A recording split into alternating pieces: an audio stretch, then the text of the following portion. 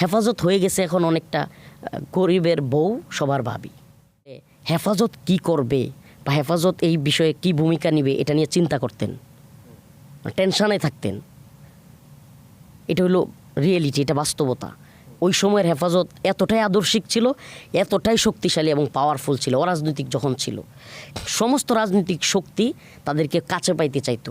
হেফাজতের আমিরের একটা অ্যাপয়েন্টমেন্টের জন্য কিংবা হেফাজতের আমির কাছে আসুক এটার জন্য প্রাইম মিনিস্টার চেষ্টা করতেন। আর এখন হেফাজতের মহাসচিব আমিরের অবস্থান, আল্লাহ মাফ করুক, আমাদের অবস্থান এই জেলখানায় যাওয়ার পরে স্বরাষ্ট্রমন্ত্রী অ্যাপয়েন্টমেন্ট নিতে হয়। এটা এখন রিয়েলিটি। তো ওই অবস্থা থেকে এই অবস্থায় কেন আসলো?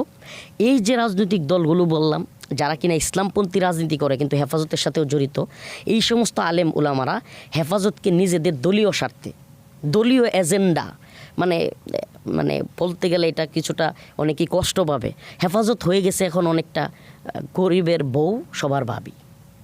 এড়ায় যায় না, এটা যেহেতু কষ্টের কথা বলে ফেলছি, ব্যাখ্যা না করলে এই বক্তব্য গেলে সবাই আমার প্রতি ক্ষুব্ধ হবে। কীরকম? হেফাজতে ইসলামকে এখন জমিয়তে উলামা ইসলাম নিজেদের স্বার্থে ব্যবহার করতেছে, খেলাফত মজলিস নিজেদের স্বার্থে ব্যবহার করতেছে, খেলাফত আন্দোলন নিজেদের স্বার্থে ব্যবহার করতেছে, নেজাম ইসলাম পার্টি নিজেদের স্বার্থে ইউজ করতেছে।